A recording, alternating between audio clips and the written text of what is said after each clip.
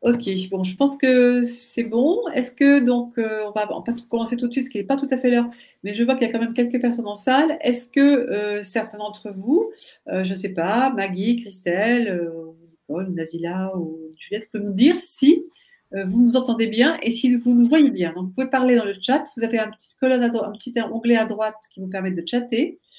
Donc est-ce que vous pouvez me dire dans le chat si vous nous entendez bien et si vous nous voyez bien? Alors. Vous tapez votre petit message dans le chat et vous me dites si ça passe bien pour tout le monde. Alors, personne. Ok. Bon, ben, d'accord. Bon, ben, écoutez, apparemment, pour Christelle, c'est bon. Pour Jeanne aussi. Bon, ben, c'est parfait. Merci beaucoup. C'était pour faire un petit test. Donc, on va attendre qu'il soit exactement l'heure pour démarrer, pour se présenter, pour démarrer la conférence. Donc, on a encore 2 minutes avant de démarrer.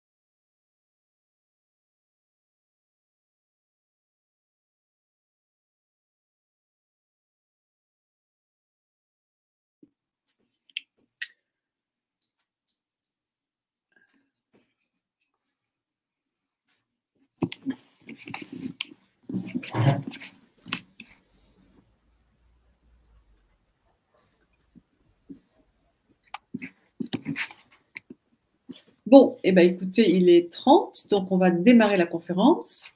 Donc, bonjour à tous ceux qui sont en ligne. Donc, on est actuellement 12. Vous êtes actuellement 12 en ligne. Merci d'être là. Donc, avant de nous présenter, je vais vous donner quelques petites informations. Donc, le webinaire dure 1 heure. Vous avez la possibilité de poser des questions grâce au chat qui est dans la colonne de droite. Donc, vous pouvez nous faire des petits messages et nous poser des questions. Qu'on prendra en fonction des questions. Si je vous préviens, si la question appelle une réponse dans le déroulé de la conférence, ben, on ne répondra pas tout de suite. Vous aurez la réponse à ce moment-là. Et puis sinon, ben, on prendra les questions au fur et à mesure, ou on les groupera par 2 ou 3 en fonction du type de question. Donc voilà. Donc on va démarrer. Donc je vous propose qu'on se présente. Donc je vais commencer par moi, ce qui n'est pas très poli, mais enfin comme ça vous allez voir tout de suite. Donc moi je suis donc Marie-Christine Boll, je m'occupe de la prévention médicale. Je suis donc le responsable de cette structure qui fait ces webinaires. Donc ma mission elle est surtout d'être dans la gestion de risque. Donc voilà. Donc nous organisons des conférences régulièrement sur différents sujets. Alors qu'on prend sous l'angle du risque. Et donc aujourd'hui, nous accueillons le docteur Denis Leguet, qui est psychiatre et qui va nous parler de schizophrénie. Donc peut-être, Denis Leguet, vous pouvez nous présenter, nous dire un petit peu qui vous êtes et voilà, pour introduire cette conférence. Voilà, bonjour à toutes et à tous. Vous m'entendez? Oui, on vous entend bien. Très bien.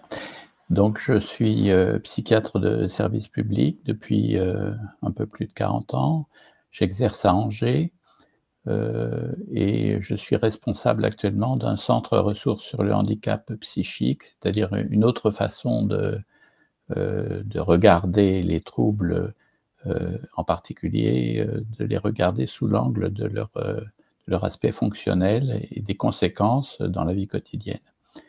Et puis par ailleurs, je suis président de la Fédération Santé Mentale France, qui est une fédération qui regroupe les hôpitaux, les cliniques, et tous les dispositifs médico-sociaux à l'intention des personnes, alors on dit en situation de handicap psychique, mais qui pour la plupart, puisque c'en est en quelque sorte le paradigme, qui présentent, qui vivent avec des troubles schizophréniques.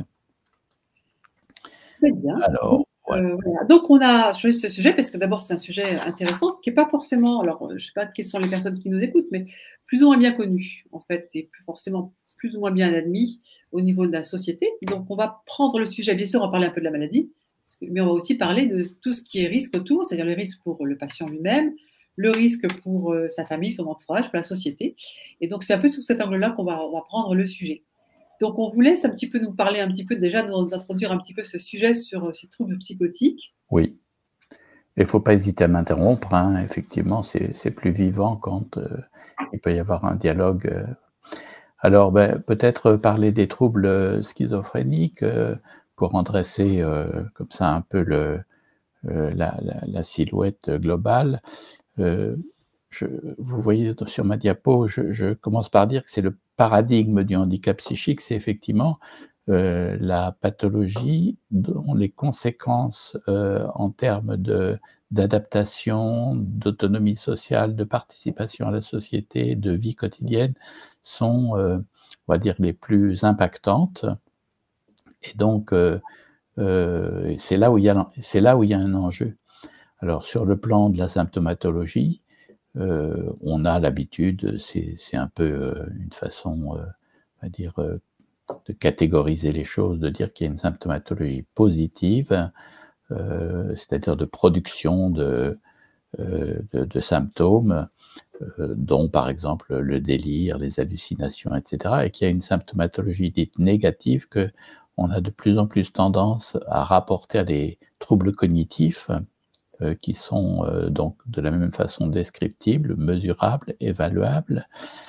Et cette symptomatologie négative, elle se traduit par ce qu'on appelle une désorganisation de la pensée, une difficulté à suivre, on va dire, quelque chose de logique, quelque chose qui, on va dire, a une continuité et a une intention. Donc, désorganisation de la pensée, désorganisation du comportement, souvent. Et puis, dont d'autres symptômes comme, enfin, c'est un peu en quelque sorte, on va dire le noyau producteur de ces troubles négatifs, qui sont les troubles cognitifs, qui peuvent être de nature et de sévérité variables, qui passent à la fois de la cognition dite maintenant froide, c'est-à-dire par exemple la mémoire, l'attention, la concentration, les troubles des fonctions exécutives, à des troubles qui sont de plus en plus explorés, qui sont les troubles de la cognition sociale, c'est-à-dire de la cognition du contexte social, et des troubles métacognitifs, c'est-à-dire du retour de la personne sur ses propres troubles, de pouvoir mesurer ses troubles. Et le tout avec une difficulté pour la personne à cerner le périmètre, l'emprise des troubles, avec donc cette dimension d'anosognosie que vous voyez sur la diapositive. Alors, ce qu'il faut effectivement peut-être dire tout de suite, c'est que ces troubles schizophréniques s'inscrivent dans la chronicité. Ce sont des troubles en clair qui durent toute la vie. Et donc, le pronostic va dépendre, on va dire, de cette prise en charge qui va durer toute la vie. Et on va parler de parcours, et c'est la qualité de ce parcours qui pourra diminuer l'évolution péjorative, le risque de perte de chance. Et donc, la question essentielle, c'est effectivement que l'accès aux soins, l'accompagnement, le suivi, l'évaluation régulière, l'alliance thérapeutique, la compliance médicamenteuse, l'intervention de tel acteur ou de telle, on va dire, mesure thérapeutique ou de telle mesure d'accompagnement, et la fluidité de l'enchaînement de toutes ces actions, c'est de cela que va dépendre le pronostic. Ce qui veut dire que pour en retomber sur la question des risques, le principal risque des personnes qui vivent avec des troubles schizophréniques ou plus globalement des troubles qu'on va appeler sévères et persistants, le principal risque, c'est de recevoir des mauvais soins ou de ne pas recevoir de soins du tout. Je suppose que le diagnostic n'est pas toujours évident. Est-ce que il y a probablement aussi un lien avec le fait que ce soit dépisté le plus tôt possible? Alors voilà, justement, ça n'est pas dépisté le plus tôt possible et ça fait partie, on va dire, du premier registre des risques qu'on va évoquer maintenant.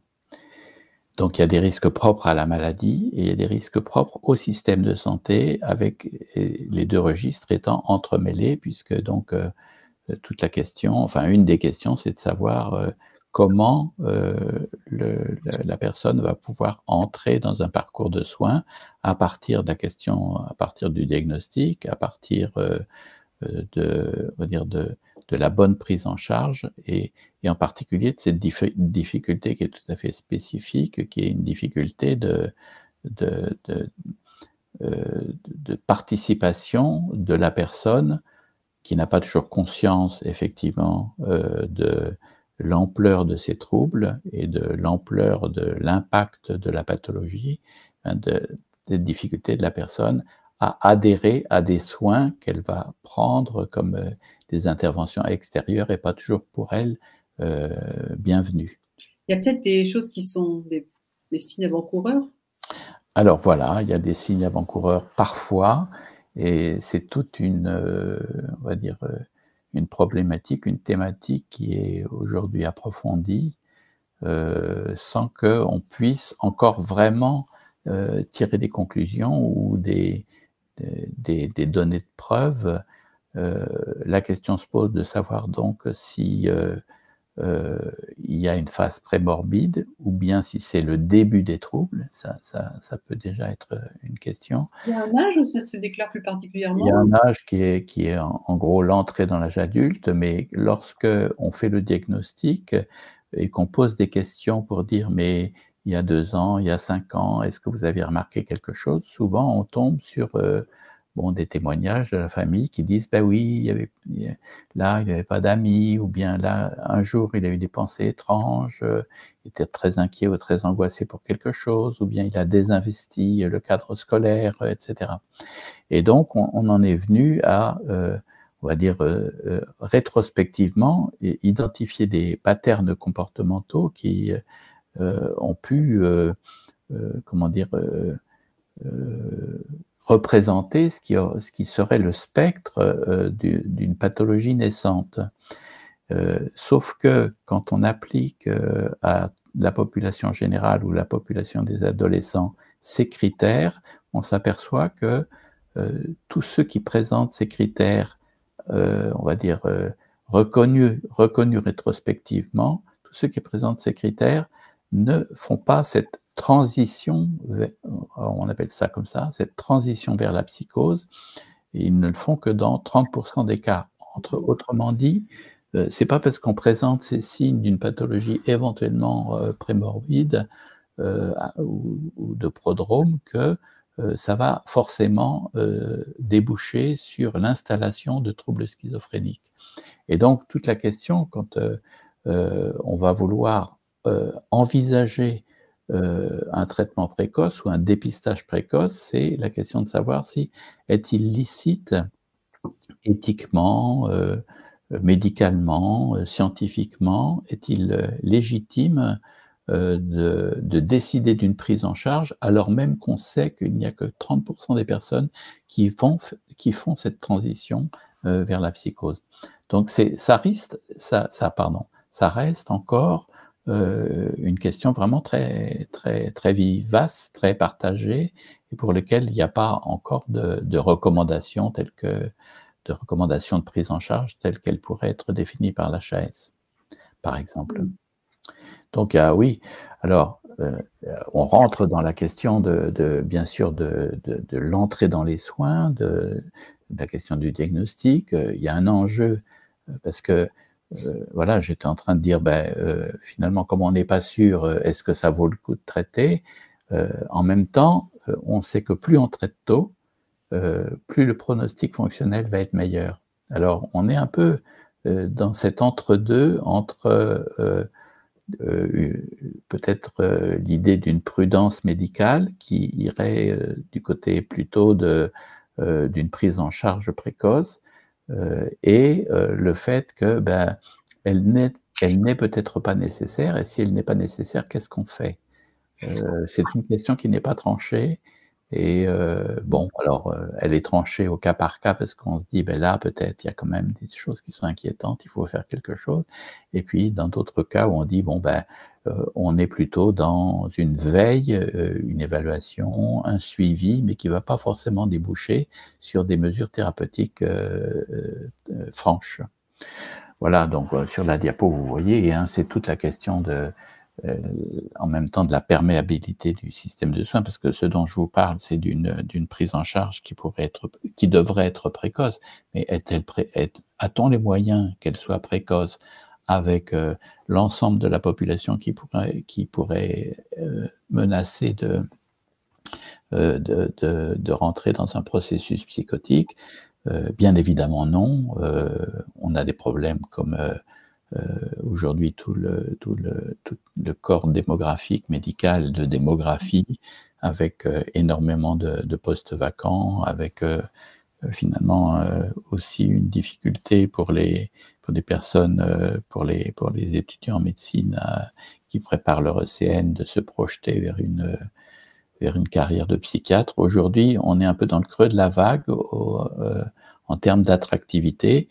Ce qui désole ma génération, parce que nous, on a été passionnés par la psychiatrie, et on l'est toujours d'ailleurs, et c'est vraiment une discipline tout à fait intéressante et vivante et riche, et donc voilà, on essaie de... Bon, je termine ma petite parenthèse publicitaire. Quel est le point majeur qui fait que quand on prend en charge précocement, ça améliore la prise en charge finalement? Qu'est-ce qui est fondamental quand on prend ça tôt? Alors, voilà, il y a deux choses. Il peut y avoir soit, on va dire, le fait que avec certains types de médicaments, en particulier des médicaments dits antipsychotiques de seconde génération, qui n'abrutissent pas, qui n'ont pas donc comment dirais-je, d'effets abrutissants, qui provoqueraient des troubles cognitifs. Donc, on se dit que puisque finalement il n'y a pas d'effet secondaire avec un certain type de médicament, on peut en donner sans trop de dommages. Donc, alors ça c'est un premier élément. Et le deuxième élément, c'est que ce dont on se rend compte, c'est que il y a une sorte de cercle vicieux d'un côté ou vertueux de l'autre qui peut se mettre en place. Le cercle vicieux, c'est quand les troubles font que, n'étant pas compris, ils sont parfois stigmatisés et en même temps ignorés, et en même temps avec une tension entre l'entourage et la personne qui se met en place, avec un repli de la personne, avec une fermeture, un refus de participer à quelque chose qui aurait du sens sur le plan de la thérapeutique, et qui va donc provoquer de l'isolement, qui va provoquer une perte des habiletés sociales, une perte des capacités relationnelles, une difficulté à rentrer dans un parcours d'inclusion, que ce soit par le logement, que ce soit par le travail, que ce soit par la vie citoyenne, que ce soit par la vie familiale, sentimentale, parentale, etc. Donc, et à ce moment-là, il y a une sorte d'aggravation qui peut se produire parce que les capacités cognitives ne sont pas utilisées. Ça, c'est le cercle vicieux. Et puis il y a le cercle vertueux où, au contraire, si le diagnostic a été fait, s'il y a une bonne alliance thérapeutique qui se met en place avec une connaissance de la maladie, avec un traitement médicamenteux précoce mais bien accepté et qui prend du sens par rapport à la personne, et puis surtout un accompagnement un accompagnement spécifique au moment de la scolarité, mais aussi au moment de l'entrée dans la vie active, mais aussi dans tous les registres de la vie sociale. Et donc, avec un maintien des capacités, des habiletés sociales, eh bien là, il y a un cercle vertueux qui se met en place et qui va constituer un socle de connaissances personnelles acquises par la personne et qui va donc minimiser l'impact fonctionnel pour ces personnes. Voilà. C'est un peu à qui tout double d'une certaine façon, ou bien ça tourne mal, ou bien au contraire, finalement, on minimise les risques et la personne peut avoir une vie quasi normale. Donc là, il y a un vrai enjeu, il y a un vrai risque, donc il y a un vrai enjeu pour lequel on sait ce qu'il faut faire, si vous voulez, en gros. Et donc, c'est vraiment dommage que les problèmes démographiques dont je parlais, et puis peut-être l'organisation de la psychiatrie, et peut-être, on va dire, la méconnaissance par la société, voilà, produisent des ravages qui sont illégitimes. Bon. Il y a aussi des situations qui sont d'urgence, parce qu'il y a on sait bien que le schizone peut faire aussi des crises. Donc là, ça se gère d'une autre façon. Oui. Alors, mais justement, c'est souvent quand la symptomatologie prend une tournure un peu spectaculaire, on peut être dans cette situation d'urgence qui peut entraîner la nécessité de soins sous contrainte. Et donc, toute la question, c'est comment est-ce que on organise en face, je vous ai dit tout à l'heure qu'il y avait des risques qui étaient du côté de la personne et de sa symptomatologie, et qu'il y avait des risques qui étaient liés au système de soins. Là, il y a une véritable responsabilité, on va dire, de tous des pouvoirs publics, mais aussi des professionnels, mais aussi de l'organisation, on va dire, associative des familles, par exemple. Voilà, c'est de la responsabilité de promouvoir au maximum la perméabilité du système de soins, et puis l'accueil, et puis le fait de pouvoir repérer. Actuellement, il y a un programme en population générale qui se développe, qui sont les premiers secours en santé mentale, qui donnent des connaissances à ce qu'on appelle des secouristes en santé mentale, qui sont sur le même mode que les secouristes en santé physique, et qui font que, finalement, est de plus en plus partagé par la société les connaissances de base en matière de santé mentale. Et plus c'est partagé, moins on a d'urgence, puisqu'on peut anticiper, puisqu'on peut diagnostiquer avant, etc., plutôt sur des choses qui évolueront à bas bruit et qu'on va pouvoir contenir facilement. Or, à l'inverse, si on ignore complètement la situation, eh bien c'est là que l'urgence se produit et qu'il doit y avoir donc une réponse, et une réponse en urgence qui peut passer par effectivement de la contrainte de soins. Est-ce que la crise peut être un mode d'entrée dans le diagnostic finalement? Oui, ben oui. C'est la plupart du temps, c'est ce qui se passe. Et donc, il y a encore une fois un vrai enjeu de la précocité des soins et de la gravité de l'empreinte fonctionnelle. Donc, il faut réellement, on va dire, s'attaquer à cette question parce que le pronostic, c'est aussi 15 ans d'espérance de vie en moins. C'est aussi une vie qui, sur le plan social, est souvent très douloureuse, avec beaucoup de frustration, beaucoup d'incapacité à se réaliser, à se rétablir, à pouvoir concevoir pour soi un objectif de vie, etc. Il y a une suicidalité évidemment importante chez des personnes qui souffrent de ces pathologies, mais il y a aussi comment dire, une méconnaissance de certaines pathologies physiques du fait que le ressenti de la personne qui présente des troubles schizophréniques n'est pas le même qu'une personne qui n'en souffre pas. Et donc, voilà, il faut que tous ces aspects d'enjeux de santé publique soient vraiment, on va dire, intégrés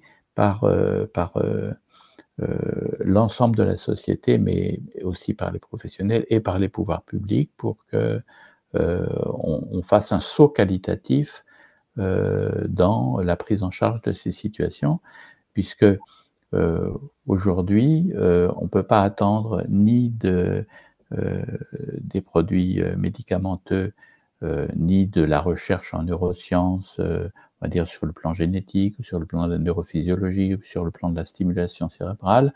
On ne peut pas attendre aujourd'hui de progrès en matière de ces... voilà, il y a, les derniers antipsychotiques sortis, c'était il y a 20 ans. On ne voit pas de débouchés prochains à des recherches qui sont très pointues. Donc, les seules marges de progression qu'on a pour le pronostic de ces situations, c'est vraiment la qualité de la réponse et de l'accompagnement du système de soins, et c'est pour ça qu'il faut qu'on s'y intéresse. Alors oui, j'ai une diapo sur les soins hospitaliers, je peux passer peut-être un petit peu plus vite. Bon, l'hôpital, parfois, ben voilà, il est nécessaire, donc il y a une hospitalisation, ça doit être l'occasion, on va dire, de faire un bilan complet, mais c'est un temps auquel il faut donner du sens, même si il a été provoqué par de la contrainte. Et donc, c'est là où il faut commencer à parler d'habilité sociale, parler de remédiation cognitive, parler d'inclusion, puisque tout ça se potentialise et peut donc déboucher vers des actions efficaces. Est-ce que le schizophrène peut être aussi dangereux pour d'autres, pour autrui? Alors, je vous arrête tout de suite. On ne dit pas le schizophrène, ça n'existe pas. Ça procède d'une essentialisation de la personne qui est donc voilà. Qu'est-ce qu'on dit? Alors on dit aujourd'hui, bon, évidemment vous avez vu, c'est un peu comme pour les personnes qui souffrent de troubles de la vision, etc. Il y a toute une façon d'en parler, mais qui est signifiante quand même, donc à laquelle il faut faire attention. On dit une personne qui vit avec des troubles sévères et persistants. Pourquoi d'une personne, on rappelle que c'est une personne, qui vit avec, parce que voilà, on sait qu'elle va vivre avec longtemps, et donc des troubles sévères, bon voilà, ils sont sévères et ils sont persistants. Ou qui vit avec des troubles schizophréniques si on veut, mais on est de plus en plus critique avec la notion de schizophrénie qui suggère une espèce de dissociation du moi qui n'a jamais existé, qui est juste effectivement la traduction des troubles cognitifs que rencontre la personne. Donc, je poursuis ma présentation donc autour des prises en charge. Les soins ambulatoires, c'est qui doivent donc, après l'hospitalisation, venir en relais, bien sûr, avec une offre qui est relativement plurielle, au moins en termes d'accueil infirmier. Hélas, pas assez d'accueil de psychiatres et pas assez d'accueil de psychologues, malgré tout, pour des raisons différentes. Hein. L'un et l'autre, c'est pas la même chose. Mais donc, avec des centres d'accueil thérapeutique à temps partiel, des hôpitaux du jour, des visites à domicile. Et le problème qu'on a avec les problèmes démographiques, c'est que c'est une pratique qui se perd, et donc le contact avec la personne, la familiarité on va dire du contact des soignants avec ces personnes, hein, se perd un peu pour des raisons, enfin, vous allez peut-être trouver que je suis un peu pessimiste, mais ce que je vois aujourd'hui dans le fonctionnement de la psychiatrie, c'est quelque chose qui s'est dégradé par rapport vraiment à ce qu'il y avait il y a 20 ans, et il faut vraiment rectifier la trajectoire là, parce que voilà. Après les soins ambulatoires, oui, toute la question de la réinsertion, j'ai déjà un peu insisté dessus, donc je vais peut-être aller plus vite. Je vous ai parlé des soins de réhabilitation. La réhabilitation psychosociale, on le met dans le champ des soins, hein, donc dans le champ sanitaire, alors que tout ce qui va être de l'ordre de la réponse et de la compensation du handicap, on va le mettre dans le champ du médico-social. Ce qui pose un problème, c'est que ce ne sont pas les mêmes décideurs, ce ne sont pas les mêmes acteurs, les mêmes professionnels, c'est pas la même culture, Et donc, il y a un problème d'interface, de jointure. C'est d'ailleurs pour ça que je m'intéresse, moi, à la question du handicap psychique, dont je vous ai parlé en présentation. Donc, cette réhabilitation psychosociale, pour nous, c'est un soin. Il faut faire un bilan, d'abord, hein, comme dans toute démarche médicale, et puis ensuite un plan de réhabilitation avec, voilà, établi à partir des buts et des objectifs du patient, qui rentrent dans des filières qui sont à disposition et qui ne sont pas à disposition partout. Et donc, voilà, c'est aussi un problème un peu douloureux actuellement, qui suppose la transparence du diagnostic, c'est-à-dire qui suppose que la personne soit bien au clair pour qu'elle puisse s'engager dans ses soins de réhabilitation, soit bien au clair qu'elle souffre, qu'elle vit déjà avec ses problèmes psychotiques, ce qui suppose l'annonce du diagnostic, on en parlait tout à l'heure en aparté, ce qui suppose aussi qu'il y ait des moyens, des dispositifs, des possibilités d'inscription dans un parcours, et voilà. Et par exemple, dans l'enseignement, il y a des choses qui sont adaptées pour ces personnes? Vous voulez dire dans le champ scolaire, par Oui, exemple? scolaire, universitaire, parce que Alors, dans le champ scolaire et universitaire, tout à fait, oui, oui. Alors, bon, est-ce que c'est par cette voie-là que doit arriver le soin? Non, mais en tout cas, on voit que, il y a, comment dire? Une teinte un peu, pédagogique.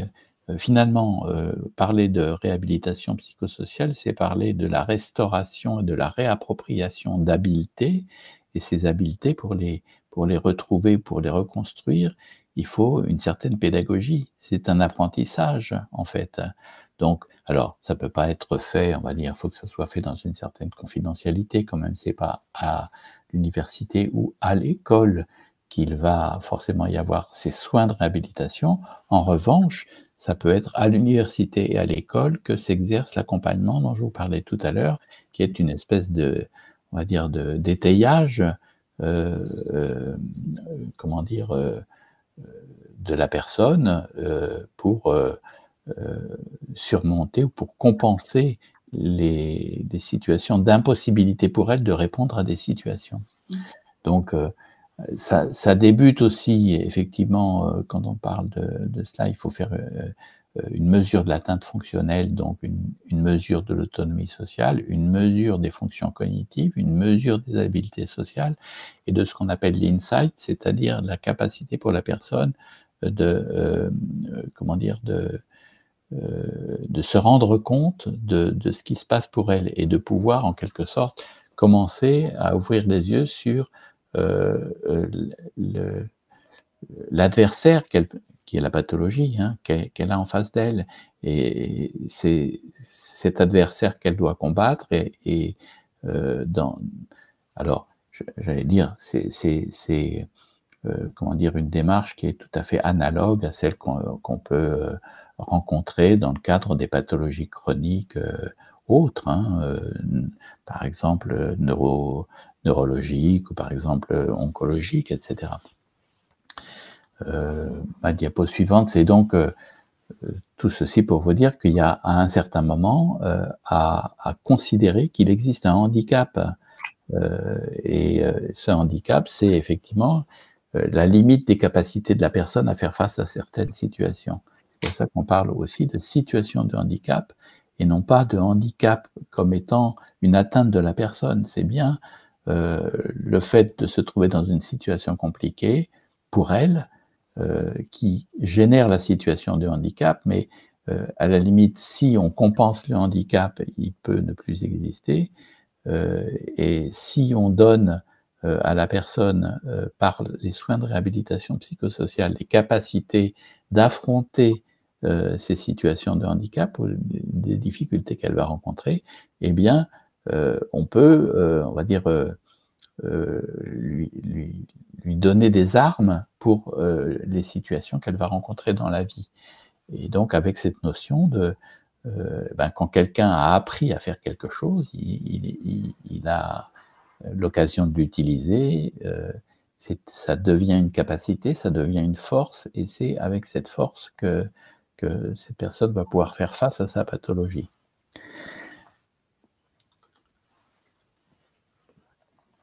Alors, on débouche sur l'idée qu'il faut effectivement articuler tout ce qui vient du soin de santé et de tout ce qui vient du prendre soin. C'est-à-dire d'articuler la thérapeutique avec l'accompagnement.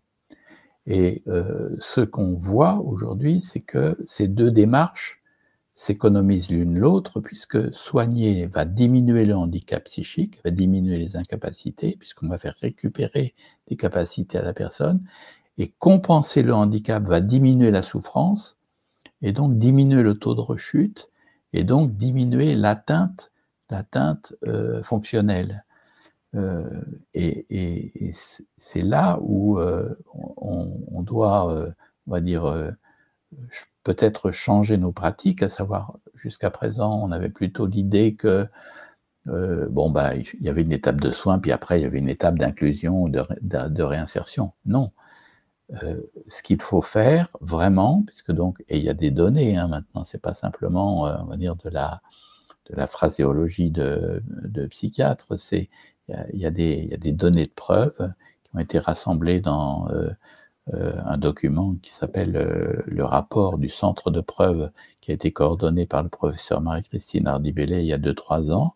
Il y a des données qui démontrent que il faut articuler ces deux approches, l'approche du cure et l'approche du care, et que c'est comme ça qu'on va potentialiser les capacités pour la personne de récupérer. Alors avec toutes les difficultés que j'ai évoquées tout à l'heure, hein, puisque c'est deux mondes qui sont étrangers l'un à l'autre, trop étrangers. Pourquoi c'est étranger en fait? Eh bien parce que d'abord, la thérapeutique, c'est une vieille chose. La compensation du handicap, c'est beaucoup plus récent.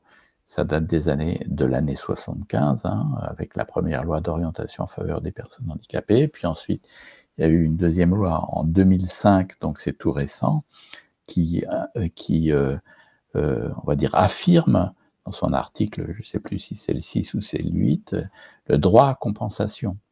Et donc, on est dans une démarche où on va rencontrer les demandes des patients et des familles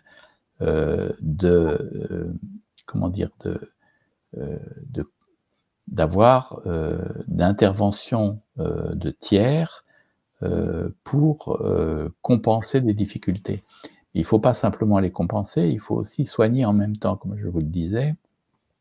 Et quand on dit simplement compenser, on va trouver des aides, par exemple, ça va être par exemple les professionnels des SAVS, des services d'aide à la vie sociale, qui sont plutôt du côté des moniteurs éducateurs, des éducateurs spécialisés, des coachs, etc., qui ne vont pas forcément, voilà.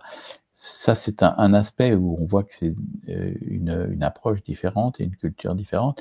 Il y a aussi le fait que les soins sont confiés à l'État par l'intermédiaire des ARS et c'est la sécurité sociale, enfin c'est tout ce qui est sanitaire. L'accompagnement est confié au département et malheureusement, il ne se coordonne pas suffisamment bien pour concevoir ensemble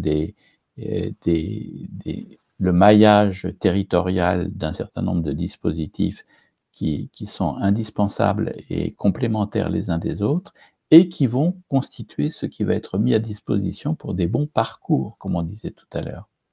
Donc, il n'y a pas d'équipe parcours, en fait. Ben non, il n'y a pas d'équipe parcours. Dommage. Voilà. Non, mais c'est exactement ça. C'est intéressant d'avoir des équipes pluridisciplinaires, pluri-horizons, et qui peuvent prendre en charge les patients. Oui, tout à fait. Alors, on essaie en ce moment de les faire, on va dire, adopter avec l'article 51 de la loi de modernisation du système de santé pour pouvoir dire, il y a des expérimentations qui devraient être faites, etc., etc. Mais c'est un gros boulot, c'est l'enjeu en ce moment, hein, vraiment, en psychiatrie. Bon, alors voilà, les outils du médico-social, c'est la loi de 2005, je vous en ai parlé, de la compensation. Les MDPH qui font des évaluations pluridisciplinaires qui ne sont pas exactement les évaluations médicales. faudrait des évaluations croisées, pas simplement des évaluations comme ça qui se font. Et puis, il y a des limites à la compétence des MDPH, parce que les MDPH ne disposent pas forcément toutes des ressources en personnel qui ont l'expertise pour faire voilà. Bon, voilà, je vais passer sur cette diapo, mais enfin, il y a énormément, voilà. Et peut-être pour terminer, ou presque, je voulais vous parler du rétablissement, enfin, qui est un concept vraiment fondamental pour nous, qui est un concept directeur, qui est un processus personnel dynamique. Quand on parle de rétablissement, c'est la personne qui va entrer dans un parcours de rétablissement. Voilà, c'est une définition qui est donnée par Patricia Digan, qui est une personne qui a reçu un diagnostic de schizophrénie il y a 20 ans et qui est maintenant chercheuse et enseignante dans une université américaine, voilà, qui a un petit peu, pas seulement elle, c'est juste une figure un peu emblématique, mais qui a un peu décrit on va dire, la vision qui est portée par ce mouvement autour de la promotion du rétablissement. Rétablissement, c'est une attitude, une façon d'aborder la journée, les difficultés qu'on y rencontre. Ça signifie que j'ai certaines limitations, qu'il y a des choses que je ne peux pas faire, et plutôt que de laisser ces limitations être une occasion de désespoir, une raison de laisser tomber, j'ai appris qu'en sachant ce que je ne peux pas faire, je m'ouvre aussi aux possibilités liées à toutes les choses que je peux faire. Et si vous avez 10 minutes ce soir ou demain matin, vous tapez sur Google Patricia Digan, D2EGAN, et la première occurrence que vous allez trouver, c'est un texte qui fait une dizaine de pages, c'est pour ça que ça se lit très vite, qui raconte son expérience vécue et qui s'intitule « Le rétablissement en tant que processus autogéré de guérison et de transformation » et qui décrit, au fond, on parlait tout à l'heure du savoir expérientiel, qui décrit ce que vivent les personnes qui reçoivent un diagnostic de schizophrénie. C'est d'abord le coup de massue de l'irruption de la pathologie, donc qui agit comme ça, comme une espèce de révélation. Je ne sais pas si vous avez vu certainement un des films les plus illustratifs de ce moment-là, c'est Un homme d'exception, un film américain d'un chercheur qui est d'ailleurs devenu prix Nobel de mathématiques, mais qui a présenté des troubles schizophréniques extrêmement sévères par des hallucinations. Enfin, vous connaissez sans doute le scénario. Et donc après, quelque chose qui est reçu par la personne, le diagnostic à la place de l'identité, avec une sorte de déshumanisation, à partir du moment où on dit, voilà, il est schizophrène. C'est pour ça que je vous ai repris Marie-Christine. C'est bien fait. Voilà. Bon. Donc, est-ce qu'il y a des, dans certaines pathologies, est-ce qu'il y a des formes plus ou moins sévères? Bien sûr, il y a des, mais il ne faut pas s'imaginer que les cas les plus sévères sont forcément les cas qui ont le plus mauvais pronostic. Donc, parfois, il y a des pathologies qui avancent à bas bruit, comme ça, qui n'ont pas l'air d'être très importantes, et qui pourtant vont déboucher sur des incapacités à participer à la vie sociale qui vont être importantes. Mais je continue mon petit chemin, là, mon chemin de rétablissement, c'est voilà, ce qui est ressenti par la personne, c'est le sentiment de mort avant la mort, et puis tout d'un coup, quand même, une révolte, une indignation, ce qui, on va dire, recouvre aussi une sorte de colère intérieure qu'il ne faut pas forcément toujours vouloir réprimer ou soigner par des calmants, mais aussi peut-être mettre au service, en quelque sorte, du coup de pied dans le fond de la piscine qu'a envie de donner la personne pour pouvoir retrouver un sens à sa vie. Et donc, il y a une émergence d'un projet de survie et de la reconception du rôle social par la personne, de sa mission, du sens de sa vie, le besoin de tolérance de l'entourage. Tous ceux qui se sont tirés de ces situations, souvent racontent qu'il y a eu un moment où elles ont rencontré la bonne personne. C'est qui la bonne personne? C'est pas forcément le médecin, ça peut être le médecin, mais la bonne personne, c'est quelqu'un qui va croire en vous, qui va vous redonner de l'espoir, qui va valoriser plutôt ce que vous avez réussi plutôt que ce que vous avez raté, et qui va en quelque sorte venir en soutien du processus de rétablissement qui est nourri par la personne concernée elle-même et qui va pouvoir lui permettre de concevoir sa possibilité, hein, donc la possibilité que ça aille mieux, la possibilité qu'elle trouve sa place dans la société. Donc un lendemain va venir, et puis alors il y a deux dernières choses, c'est le fait que souvent ces personnes ont honte de la pathologie qu'elles portent, enfin, et qu'elles subissent, et donc il y a un enjeu très important de combat contre la honte que cette maladie porte, et puis souvent l'intérêt, on va dire thérapeutique, d'un récit de transformation écrit par le patient, par la personne, qui est son effort pour reconcevoir le sens qu'elle va donner à sa vie, mais aussi la place qu'elle va trouver dans la société et l'endroit où elle va être reconnue comme une personne qui compte, enfin, et qui n'est pas déshumanisée, comme longtemps, hélas, on l'a un peu pensé. Et dans cette succession d'étapes, là, la famille a un rôle important? Oui, bien sûr, bien sûr, bien sûr, bien sûr.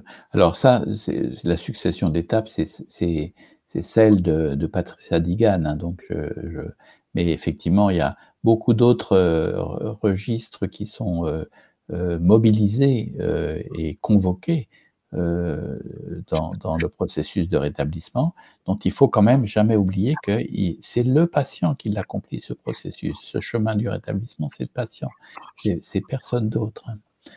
Voilà. Bon, peut-être, qu'est-ce que je peux dire d'autre? Voilà, et puis donc, on peut revenir un instant sur ce qu'est le bon parcours, c'est-à-dire ce qu'est une organisation collective pour une meilleure efficience des soins, de l'accompagnement et le meilleur accompagnement de ce cercle vertueux dont je parlais tout à l'heure. Bon, bien sûr, il y a toute la dimension, on va dire, de plaidoyer, comme disent les gens de santé publique, mais vous avez peut-être entendu aussi dans mon propos quelque chose qui était de cette teinte-là. On a le sentiment qu'aujourd'hui, il faut vraiment faire une bascule de vision de la place qu'on donne à la psychiatrie, de la place qu'on donne à la santé mentale, et donc être dans le multipartenariat, être dans la déstigmatisation, être dans la désautostigmatisation, puisque donc ce qu'on constate aussi, c'est que les personnes qui souffrent de ces troubles se stigmatisent autant qu'elles sont stigmatisées, parfois plus. Et donc, voilà, avec le concours des collectivités territoriales, des associations d'usagers, des acteurs sociaux, justice, on en parlait, police, éducation nationale, etc. Quand je vous parlais du rôle de la famille, est-ce qu'il n'y a pas aussi une action pédagogique vis-à-vis des gens qui entourent finalement ces personnes-là? Si, mais on pense qu'on est en chemin quand même par rapport à ça. On parle de plus en plus de santé mentale. Ça a commencé aussi avec les CUMP, hein, donc les cellules d'urgence médico-psychologique lors de catastrophes, mais on a parlé de santé mentale au moment du Covid, on peut parler de santé mentale chaque fois maintenant qu'il y a quelque chose de douloureux, de brutal, de maltraitant, etc. Et il y a cette initiative aussi des premiers secours en santé mentale. C'est une formation de 2 jours auquel n'importe qui peut venir s'inscrire, qui est de coût modique et qui, pour les familles, est précieuse. Mais pour les familles, il y a aussi un autre programme qui s'appelle Pro-Famille, qui donne des clés, alors là, qui est beaucoup plus intense, puisque ça se déroule sur 2 ans, enfin, c'est pas une formation universitaire, puisque c'est vraiment par session, mais il y a peut-être 12 sessions par an, mais qui accompagnent les personnes qui ont dans leur famille un enfant, un proche qui souffre de troubles schizophréniques et qui ont besoin de clés pour comprendre, pour réagir, pour ne pas surréagir, pour ne pas mettre d'émotions trop importantes qui sont comme autant de choses difficilement gérables pour la personne concernée, etc. Voilà, sur mon diaporama, là, il y a la logique épisode contre la logique santé, c'est juste la traduction en ce qui concerne, on va dire, l'organisation du système de soins, pour dire qu'on doit aussi, alors c'est une catégorisation de l'ANAP, hein, l'Agence nationale pour l'amélioration de la performance, donc qui catégorise un peu, enfin qui dit comment on peut se décaler par rapport à la situation d'aujourd'hui. Voilà, peut-être une dernière diapo, hein, il me semble que c'est l'avant-dernière, qui dit, voilà, là, il y a, dans le parcours, il y a la maladie, mais il y a aussi tout ce qui va suivre, à savoir les soins, le parcours de soins et le parcours de rétablissement, le parcours d'accompagnement et donc la minimisation des risques. Est-ce que avec l'âge, enfin, dire, le patient, vous me dites, le patient qui a des troubles schizophréniques, ben, en fait, il vit, donc il vit. Et donc, est-ce qu'il y a des choses particulières pour les personnes âgées qui sont atteintes de ces troubles? Alors, l'un des drames, c'est que les personnes sont souvent, il y a une surmortalité. Donc, c'est difficile d'avoir aujourd'hui une population de personnes réellement âgées et souffrant de troubles schizophréniques. Donc ça, c'est un drame de santé publique, ça, clairement. Hein. Mais comment dire, j'ai oublié un peu votre question. Elle est liée au suicide ou alors à la pathologie elle-même? Les deux. En fait, à 50%, la surmortalité elle est liée au suicide et à 50%, elle est liée à des troubles somatiques évitables qui auraient pu être évitables, mais qui sont négligés, et par l'appareil de soins, parce que quand on est psychiatre, on n'est pas en même temps gastro-entérologue, urologue, pneumologue, etc. Et puis que les personnes, justement, ont du mal à aller et à organiser spontanément leur suivi somatique et à les consulter. Et il y a une méconnaissance souvent de pathologies graves qui ne sont découvertes qu'à un stade avancé, ce qui est pour une bonne part. Donc ça fait partie aussi des marges de progrès qu'on a aujourd'hui, qui est d'essayer d'intervenir beaucoup plus précocement en matière de réponse à des problèmes somatiques. Mais il y a une autre question que j'ai zappée que vous m'avez posée, je ne me souviens plus. Sur mortalité. Non, c'était ça. Oui. Non, je me demandais s'il y avait des disques. Alors, vous me dites qu'il n'y a pas trop de personnes âgées dans ce genre de pathologie, mais l'espérance de vie pour ces patients, c'est quel âge à peu près en moyenne? On dit aujourd'hui moins 15 ans ou moins 20 ans. Donc, mais comme c'est en train de bouger, c'est difficile à mesurer. En tout cas, voilà, c'est une réalité quand même qui est liée au retard au diagnostic, et puis qui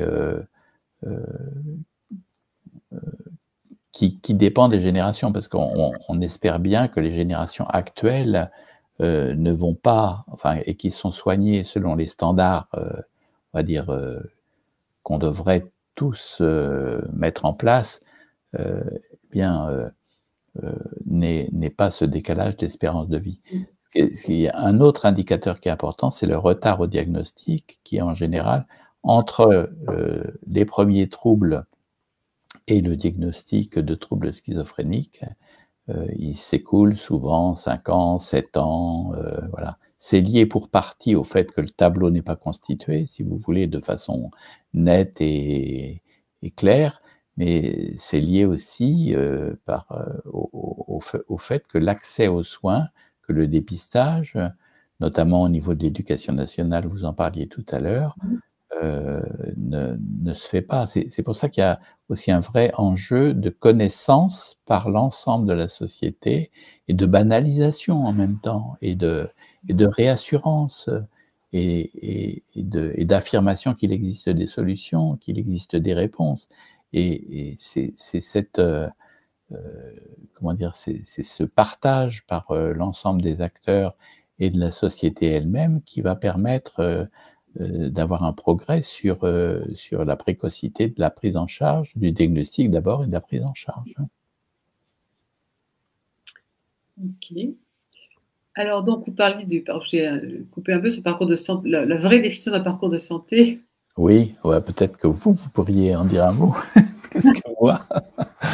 Non, mais oui, c'est un parcours qui demande de la réactivité, de la fluidité, donc avec des étapes, on en a parlé bien sûr, mais donc avec cette articulation de professionnels qui vont être des professionnels du soin, des professionnels de l'accompagnement. Peut-être pour illustrer la question de l'accompagnement et de l'intérêt que ça peut avoir, il y a deux mouvements en ce moment autour, un du logement et deux du travail. Il y en a un qui s'appelle Housing First, c'est-à-dire donc un logement d'abord, et puis l'autre qui s'appelle le job coaching ou l'emploi accompagné en France, c'est sa dénomination, où on voit que quand, par exemple, même avant de soigner une personne, vous lui donnez un logement, même si elle ne l'a pas demandé, mais enfin, si c'est quelqu'un qui n'a pas de logement et que vous vous arrangez pour qu'il en ait un, vous avez tout de suite une facilitation de l'accès aux soins, vous avez une amélioration de la symptomatologie, vous avez une amélioration de la qualité de vie, de l'alliance thérapeutique, et donc, vous voyez qu'on est dans le champ de l'accompagnement, c'est-à-dire de la compensation d'une difficulté, et pourtant ça a un impact sur l'état de santé de la personne. Donc ça c'est en ce qui concerne le logement, et en ce qui concerne le job coaching ou l'emploi accompagné, c'est exactement la même chose. En France, on avait l'habitude jusqu'à présent pour favoriser l'insertion, on avait l'habitude d'entraîner puis de placer. C'était donc train and place. Et on s'aperçoit que la logique la plus efficace, c'est d'être au contraire dans le place and train, c'est-à-dire placer d'abord n'importe où, enfin, je me comprends, pas n'importe où, bien évidemment, mais enfin, de dire, ne mettons pas de conditions, mais mettons un accompagnement plutôt que des conditions. Un accompagnement, par exemple, à la rédaction du CV, un accompagnement à la conception de le projet professionnel, un accompagnement à l'entretien d'embauche, un accompagnement à l'inclusion dans le collectif de travail, etc. Moyennant effectivement que la question de la pathologie soit connue et soit voilà. On s'aperçoit que les personnes qui suivent ce programme d'emploi accompagné, qui suppose quand même qu'il y ait quelqu'un qui soit tout le temps disponible, de préférence la même personne, et qui va réaliser cet accompagnement, et qui donc ne va pouvoir en réaliser sans doute qu'une quinzaine par job coach, hein, voilà. Dans 70% des cas, on aboutit à une insertion professionnelle, alors qu'avec les procédures antérieures où on voulait absolument évaluer les capacités de la personne, etc., lui faire suivre tout un parcours du combattant pour pouvoir éventuellement se présenter devant un employeur, on a des taux d'insertion autour de 15%. Donc on est d'un côté 15%, de l'autre côté 60%.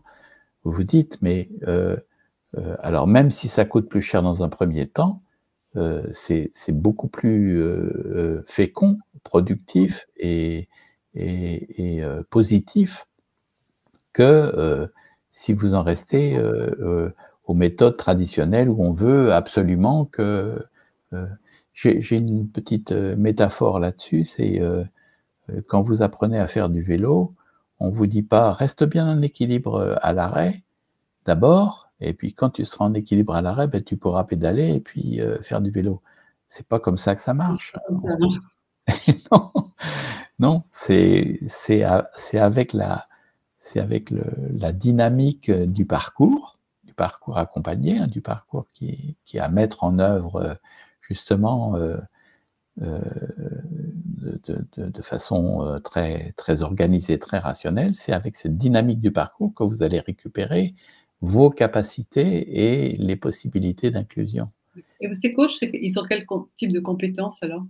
Les job coachs, alors les meilleurs job coachs, donc c'est souvent des gens qui connaissent le monde du travail et de l'entreprise, qui ne sont pas forcément, alors ça peut être des moniteurs éducateurs, ça peut être des psychologues, mais des psychologues du travail, ça peut être, mais des gens qui n'hésitent pas à ouvrir le capot et à mettre les mains dans le cambouis, ou à aider quelqu'un, parce que vous avez quelqu'un, par exemple, qui donc doit aller travailler le matin.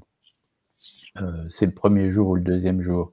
Ah tiens, le vélo, le pneu est crevé. Bon, si le pneu est crevé et qu'il n'y a pas d'autre possibilité, il n'y a pas de travail, il n'y a pas d'embauche, voilà. Si le job coach dit bon ben c'est pas mon job, mais je vais quand même réparer la chambre à air et puis tu pourras aller au boulot. Eh ben, vous voyez que ça change tout en réalité. Ok. Alors, on arrive à la fin de notre petit webinaire, parce on est vraiment à 28.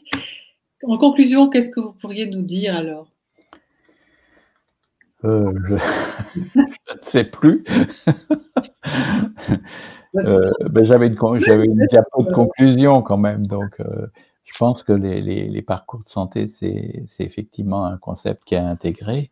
Peut-être, je parlais de fluidité et de réactivité là à l'instant, peut-être dire que le grand danger, c'est que à faire attendre les personnes et comment dire, parce que c'est souvent un peu le travers de l'appareil de soins, c'est on est organisé pour comment dire, bien protéger les personnes, mais pas forcément pour les aider.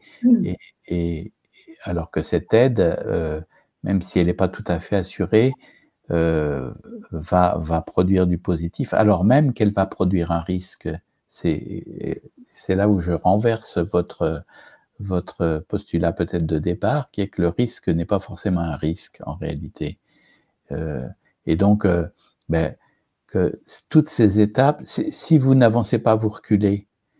Et toutes ces étapes, elles doivent s'enchaîner de façon, et donc il faut qu'on puisse disposer au niveau territorial de tous les ingrédients qui vont permettre ce parcours de santé qui va, tout à l'heure, vous avez posé une question à laquelle je n'ai pas répondu, qui est la question de la dangerosité, en gros. Hein.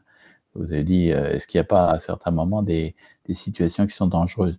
Oui, il y a des situations dangereuses quand on les laisse pourrir, quand on répond pas aux demandes, ou qu'on répond à côté, ou qu'on méconnaît ou qu'on néglige la personne. Il peut y avoir de la colère, il peut y avoir de l'agitation, il peut y avoir de l'incompréhension et donc un peu de la tension et de la dangerosité.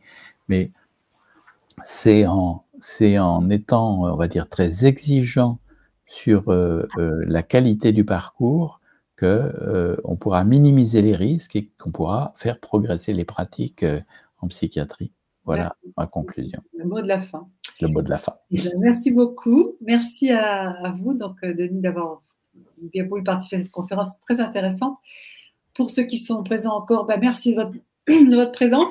Sachez que le webinaire étant enregistré, il sera disponible en replay. Vous pouvez donc le revoir ou le conseiller à d'autres. Et puis, on vous donne rendez-vous au prochain qui n'est pas sur la médecine humaine, mais sur la médecine vétérinaire. Mais on va parler de choses intéressantes puisque ce sera du dépistage de la maltraitance animale. On peut aussi identifier de la maltraitance humaine et donc ça pourrait être aussi intéressant pour les professionnels de santé que vous êtes certainement tous pour ceux qui sont présents. Merci à vous, Denis. Et puis, merci, Marie-Christine. Peut-être. À bientôt. Au revoir. Au revoir.